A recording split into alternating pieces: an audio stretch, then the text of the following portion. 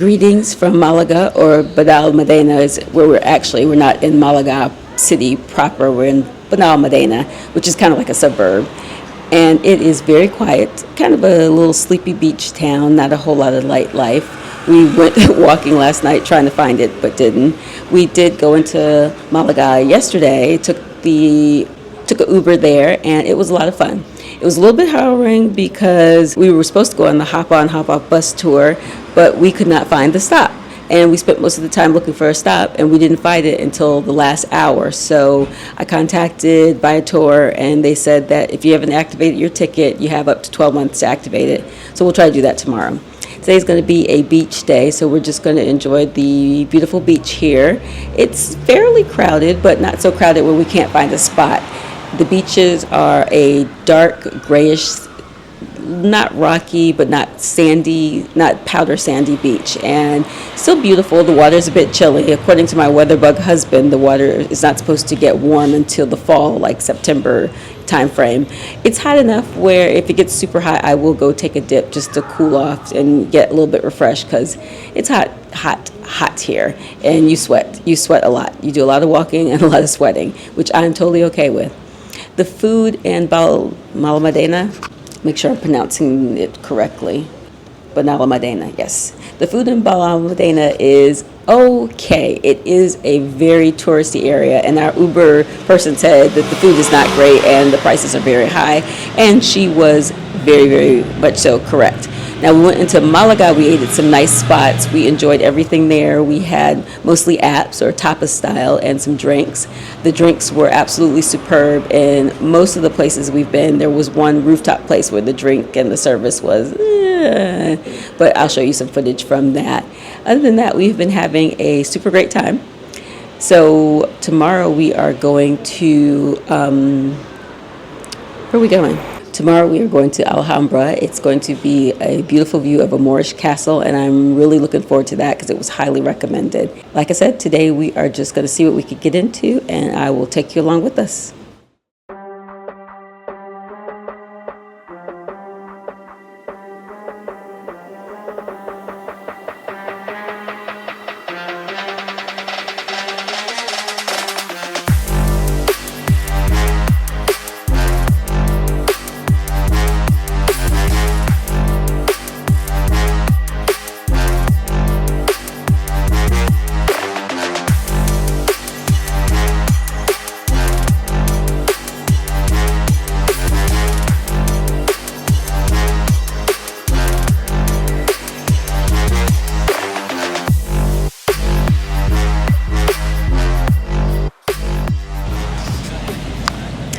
Good afternoon. We are here at lovely beach in Benalmadena, and I had a burning, searing question. And that question is, when on vacation, when is the appropriate time to have a drink? So I'm going to defer to Daryl, because we're sitting here, almost done with ours. When is the appropriate time to have the first drink? Well, the first part of your question is, when is the appropriate time? And I think the appropriate time is when you get to your destination, when you are officially on vacation. So whatever that time might be, whether it's mid-morning, afternoon, late afternoon, hopefully not evening, the time would be appropriate. At least that's my motto and what I go forward with. That it's always an appropriate time when you're on holiday, as we say here in Europe or other places, vacation. Holiday. I guess I'm asking more specifically, like when you're on vacation or holiday and you get up, is there a time that you need to wait to have your first alcoholic beverage of the day?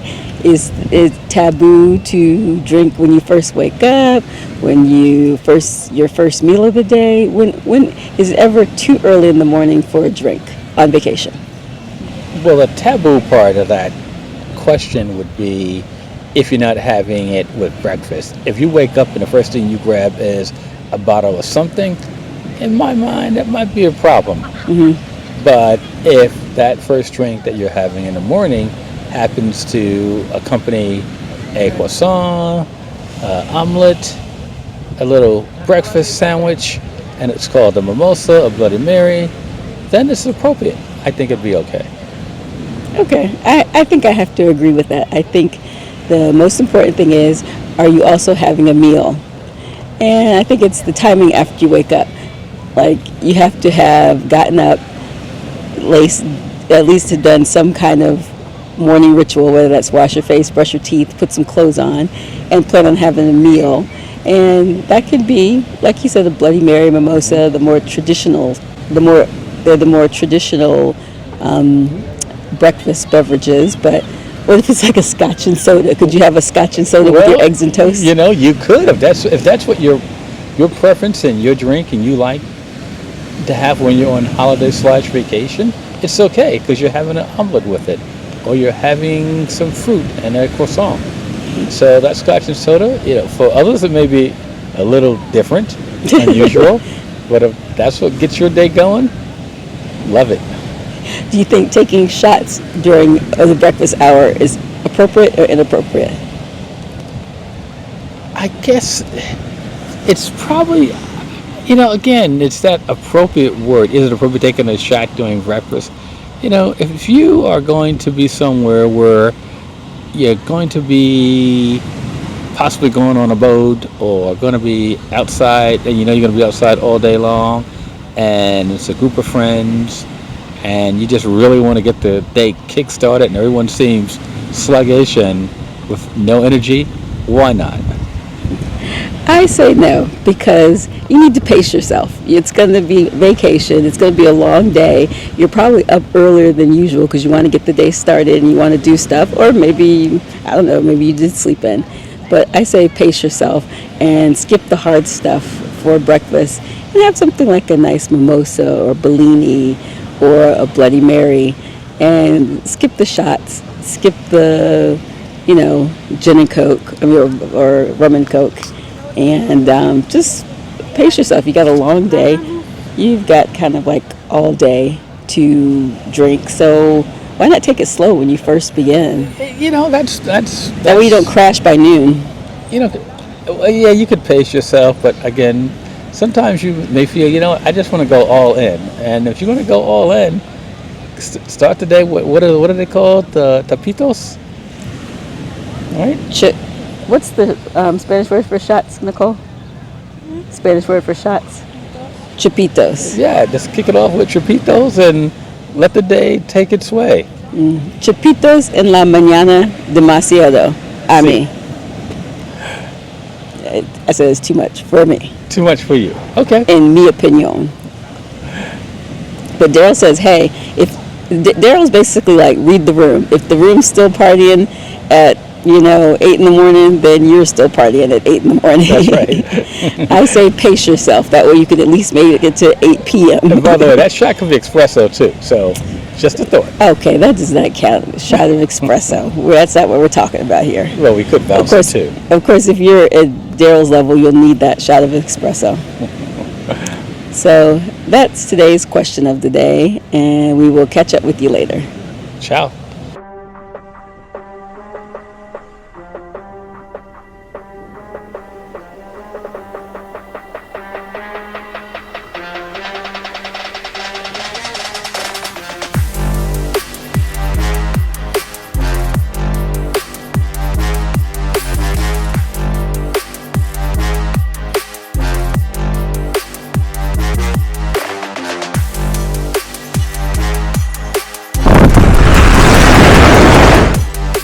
Hello, welcome back. We are in lovely Benalmádena, and I thought we would get the perspective of Benalmádena, which is kind of like a 30-minute suburb of Malaga, Spain, from a young adult's perspective. Now, Nicole spent a month in Valencia, which is a college town, and so she joined up with us here in Benalmádena, and we want to hear her opinion of what this little beach town is like from a young adult, age 21 perspective. Honestly, hearing you say that I was 21 was weird. Sometimes I forget. I've been away from the States for so long. She's been adrift in a foreign land for so long. I've been abroad.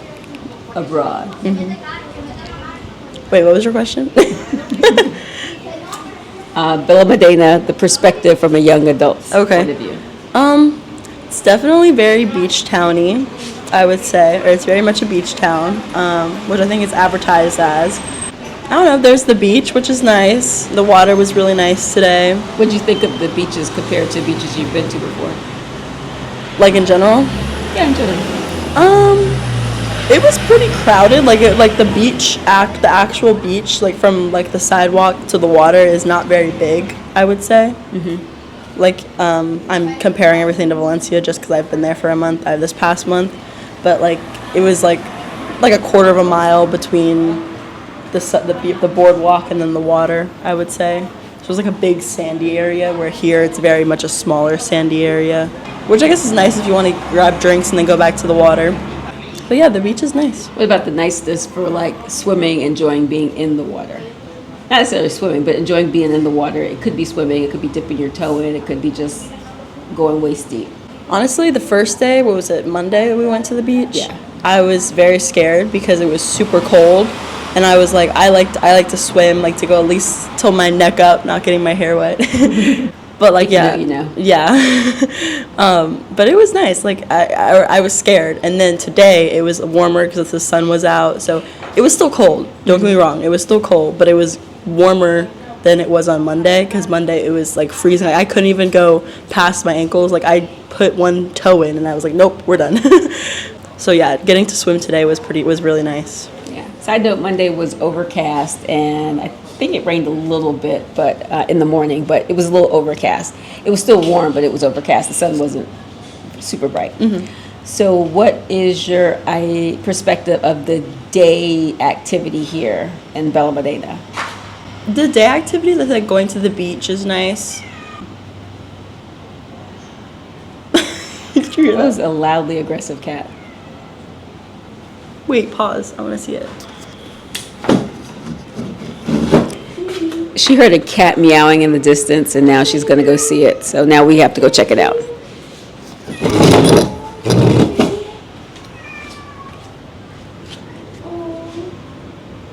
She's looking for somebody. What are you looking for? Oh, probably that cat over there, maybe. Look, there's your buddy. They're coming. They're under the car. Come on. We're back after that cat break. The cat's mission, if you will. So we were talking about the day life in Benalmádena. Benalmadena from a young adult's perspective. Yes. The day life. So yeah, the beach is here. There's lots of souvenir shops. Yeah, a lot of souvenir shops. A lot of like touristy restaurants, I would say. It's a nice little. There's a boardwalk that you can keep walking. From an older person's perspective, it's a good amount of people and relatively quiet. I mean, the beach is pretty full, but it's not so full where you can't find a spot under umbrella and chair. You can find a spot. It's not that bad. So that's nice. It's not crazy. It's clean. It's not loud. It's not people just being obnoxious and crazy and loud for no reason. So that part of the day is pretty nice. So I enjoyed that. I would also say there's a lot of like families with young kids here. Okay. Yeah, there's a lot of families and kids.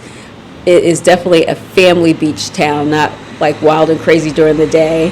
You don't see a lot of panhandlers. You do see a lot of people selling like their bootleg Gucci, Louis Vuitton, and all that stuff. You see that, and they're, I won't say aggressive. They're noticeable, but they're not super aggressive. Yeah. We've been places where they've been much more aggressive. So For example, Paris, specifically around like the Eiffel Tower, they're very aggressive. yeah, so it's not too bad. And then you're sitting at the beach, and then a lot of people will come up and offer you a massage. Which I mean, if you're into massages at the beach, that's pretty great. But they come up with you very frequently. They were a little bit more aggressive, but not to the point where it's like, oh my God, I need to leave. I want to leave. I'll never come back here again. But I wonder if that's because we were already under a paid cabana thing, like a little beach chair where they came up. Because I wonder if we were just sitting on the sand, if they would come up as often. That's true. That's true. So let's talk about the nightlife of Benalmadena from an older person's perspective and a younger person's perspective. We'll start with the younger person's perspective. Wait, no, let's start with yours. Okay. So My perspective is it's very quiet. There's some beach towns you go to, and there's clubs and restaurants and bars, and they're blaring music, like kind of like a New Orleans or even a Virginia Beach. Every restaurant is just like bumping music, blaring music at you. From an older adult's perspective, it's quiet. They're not going to be playing a whole bunch of music. You're not going to hear any music coming out of any of the restaurants. They may have a noise ordinance, is probably the reason why, or maybe that's just not a thing here in Spain. And you can walk down the boardwalk, you can walk down the street, and like I said, blaring music's not blaring at you from all perspectives and, triggering your ADHD if that's the case for you. And it's nice. It's nice if you're like a couple and you're walking down, you want to just kind of be a night romantic stroll. There's places where you can stop and, get a drink and have conversation. So that's kind of nice. So it's more geared for like, romance, if that's what you're into. And also, if you have a family and you don't want to hear a lot of inappropriate music or too loud music, and you just want to stop and get a bite while your little ones are napping in their stroller or something like that, then it's perfectly geared to you. So if you have a family with little ones, or you're just a couple who like it kind of quiet and low key, then Benalmádena is not a bad spot. Okay. All right. So from my perspective, it's like Mom said, it's very quiet. There's not music, like you don't hear music. I know, like, I'm just using Valencia as an example again, but like there was like big clubs on the beach, so like you'd hear music from them. But even like in like Atlantic City in Jersey, yeah, in New Jersey, there's lots of like, it's very lively. There's always music going. There's lots of bars open. There were bars open here, but they weren't blaring music or anything like that. They had like we saw one where they had a like lights going, but there was no music. I think that's just something where like in Spain they value conversation a lot more, so a lot of places don't have like really loud music going, which is kind of nice, like especially if you're with like a group of people and you just want to like chit chat. But I would say like there's not really any clubs. We walked a lot and I didn't see one club. We didn't see any. I looked up, I did some Google, I asked some people. Basically, the closest club is a 25-minute walk away. So that's the closest club, which I mean, like not everyone is in the club. And again, it seems to be more of like a family sort of area, or like maybe like older couple area. But so if you had a group of friends your age and it's like, oh, let's go to Spain, how about we go to Benalmádena? What would you say? No. And because I would say we should not, unless we want to just go to the beach and just eat some overpriced fish, then we could go here. But otherwise, I would recommend like maybe like going to city center of Malaga, like the main area of Malaga. Mm-hmm. There's more options. There's more options of food. Where here, like we were in an Uber the other day or yesterday, and she was talking about this area is very touristy, and so they're gonna highly charge food. Whereas when we went into city center of Malaga, we were able to find places that were a lot more on like not the cheaper side, but like a little bit more inexpensive compared to here. More reasonable, yeah. Mm-hmm. Yeah, I would tell my friends, I'd be like, maybe we could find somewhere else that is probably like cheaper food and more things to do, like Valencia. So to wrap, if you are a couple that like it kind of quiet, yes. If you are a family, then I would say yes. But if you're like a young adult and you want to be going out and like dancing, this probably isn't the place for you. But if you want to be going to the beach every day, then this is probably up your alley. Yeah. Okay. So there it is. That's our take on Benalmádena from an older person's perspective and a younger person's perspective. But I'm going to have a full disclosure here. When we booked the hotel, it had said it was located in Malaga. It actually clearly was not in Malaga. It was in Benalmádena, which is about a 25-minute or so suburb, I guess you could call it, of Malaga. All my research and planning and to-do list had been based on being in Malaga. And looking back, I wish I had taken the time to see what Benalmádena had to offer as far as food, nightlife, history, because there was plenty. but my mistake was not taking the time in doing so. Instead, I stuck with my to-do list and my plans of things to see in Malaga and chose to Uber back into the city of Malaga, which I do not regret because that list included the hop-on, hop-off bus tour, seeing the Pablo Picasso Museum, which has been a dream of mine ever since I was in high school. So if I had to do it all over again, I would definitely take the time to research all Benalmádena has to offer. For instance, later on that evening, my daughter found this spectacular restaurant. I'll put the name up because I will totally butcher it if I attempt. If you find yourself in Benalmádena, I would highly recommend going to this restaurant, the Trocadero. Word of advice, call and make a reservation, or dine early, as in 6 p.m. or a little bit before, to ensure that you get a table. Also, get the sushi if you like sushi, because it was spectacular. So my biggest takeaway for this trip, do your research. And that goes for any place that you go to. Take some time, and Google is absolutely free, fast, and worth it. That's a beautiful bar. Oh,